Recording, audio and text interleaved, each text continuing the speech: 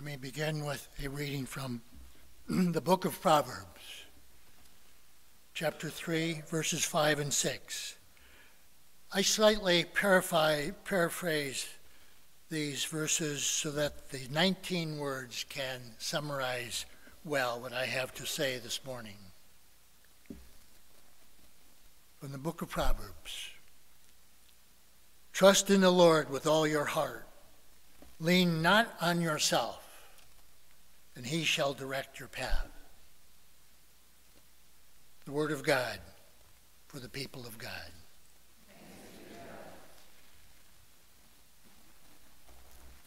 This morning is very special for me. I am honored and humbled to be here in God's house to speak. My father was a Lutheran minister. He wanted me to be one too. I hear you laughing. That's sort of what I did as well, because I used to say, no deal. You work too hard for too little pay. But in truth, I really never felt worthy to serve God in that way. But I always secretly hoped that someday I could speak from the pulpit, as I had watched my father for so many years in awe. And in truth, I don't feel worthy to be speaking here this morning. And I know that Pastor Kip, at this very moment, is praying hard. And I know that people in this sanctuary are also praying hard that I can actually do this. But I'm here in the pulpit, Dad. I made it, even though I had to climb pretty high to get here. Speaking of high, 28,800 feet above sea level, close to outer space. The area known in climbing, in science, and in history as the death zone. After 6 weeks of enduring the physical demands to climb rock, snow, and ice, I was there, near the top of Mount Everest, the highest mountain in the world. On that final day, we had climbed the famous triangular face, up some steep chutes, and then to the final narrow ridge leading to the top. We had a summit day plan that focused on our most valuable resource, time. We planned for an 18-hour push to the top and then back to our high camp at 26,000 feet. The plan included a turnaround time that we had agreed to for the safety of everyone. And we must be back to high camp in daylight. In history, nobody had ever survived the night in the open, in the dark. It was noon, May 10th, 1996. Now only minutes away. But it's a very dangerous place. For every fifth person to stand on top, one will die trying to get there. But nothing, absolutely nothing, could stop me now. Sheer will was all that mattered. Sheer will would get me to the top. I would even crawl to the top with a broken leg if I had to. And on that ridge, that final ridge that we had moved on to in the early morning hours, we were within our timetable. But between then and noon, things went wrong. Mistakes were made, human error, and we lost a lot of time. But there was never any question we could reach the top. And also, never any question that at noon, it was too late to continue. Factually out of time, factually past the turnaround time, factually past the time needed to get to the top and get back down to high camp in daylight. Now, the messages that I have to offer to you here today about inner strength come from what happened next. I was with others, but I felt very alone. Can't talk with anyone. All I could hear is the wind, the unrelenting wind that was just driving me insane over the last 6 weeks. And the only other thing that I could hear was the voice within me. So what did happen next? But at first, I want to say that this whole story seems pretty extreme and dramatic and with no application to you. But you will see in the following remarks that the important parts really have much in common with everyday life. I agree, indeed, in those first 6 weeks it was just another mountain climbing story. Very little in common. Story about physical strength, with the mountain as the opposition. But at noon, near the top, the nature of the whole challenge shifted.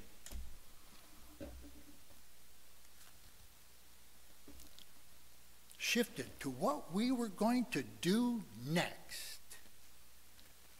This was not a challenge of physical strength, but about the inner strength. The inner strength to make a hard choice. Keep going or turn back. With the opposition now being yourself and all those struggles within you, as you face all the conflicting pressures and influences of life. A decision-making challenge.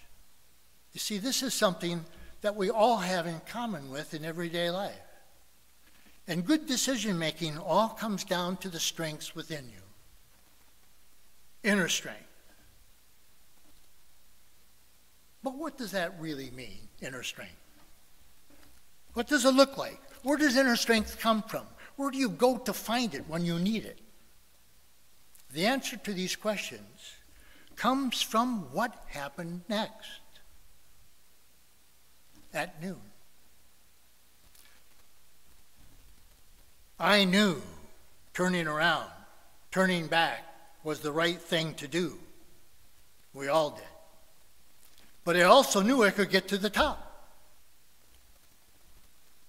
And at that decision point moment, the voice within me was only about me, my goal, my hard work, my gold medal of the sport of mountaineering, my status as one of a handful in the world in history to have climbed the highest mountain on all the world's continents. Do it. Go for it, said that voice within me. But the clincher, the absolute clincher for my choice about what to do was when I saw the others above me continue to climb. They made the decision to keep going.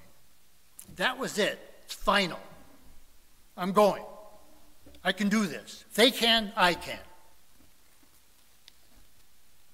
I can do this, said that voice of unbridled ambition and all the pressures to succeed.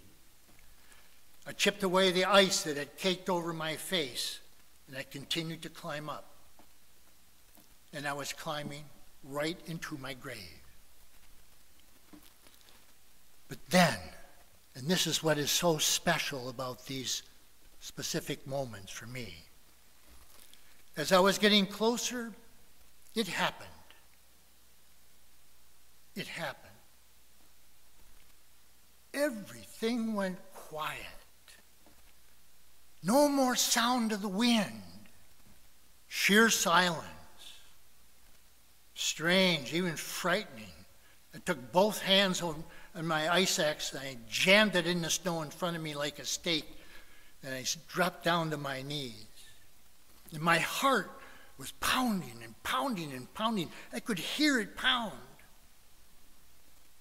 But all else was stone silent. sound of sheer silence. What happened next after the wind is my survival story.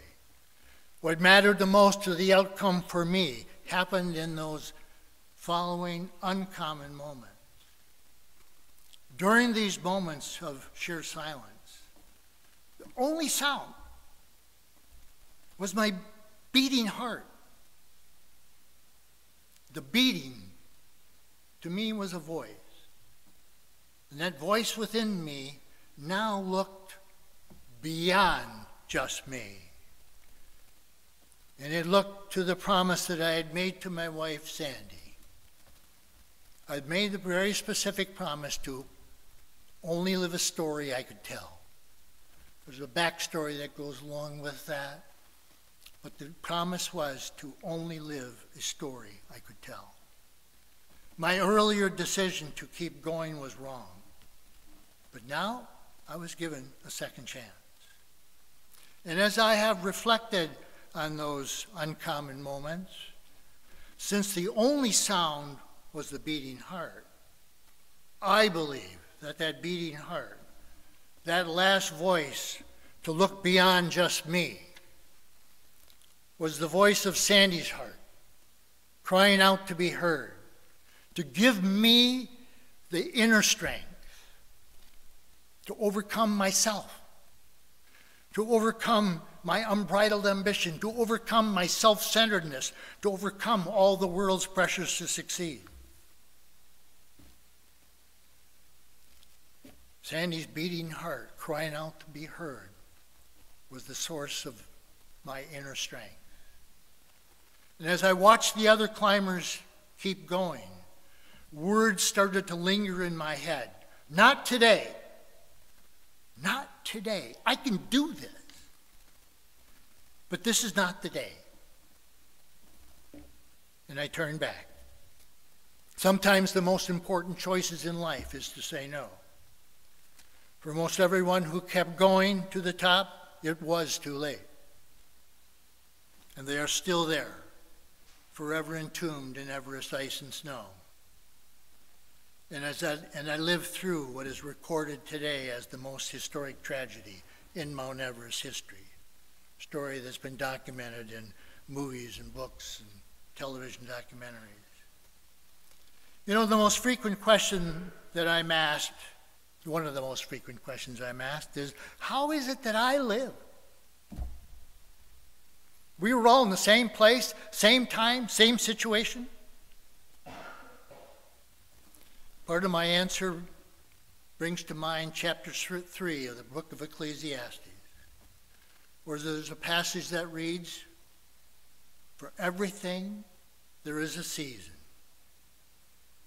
a time for everything, a time to live, a time to die, a time to speak, a time to listen, a time to say yes, and a time to say no, a time for every purpose."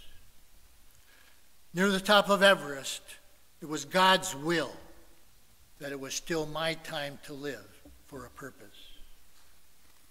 You know, it is said that the two most important days of your life are first the day you're born, and then the day you understand why. Today, I know why it was still my time to live. And from this story, I believe that God lets us know his will in different ways. In my case, it was to speak to me through the gift of Sandy's love, putting her in my thoughts, as well as those words of promise to come back home and live our life together.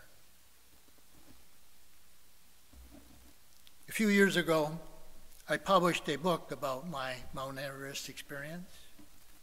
I titled it After the Wind. The cover of that book is what's shown in the bulletin. You'll see in a few minutes the significance of that title, After the Wind.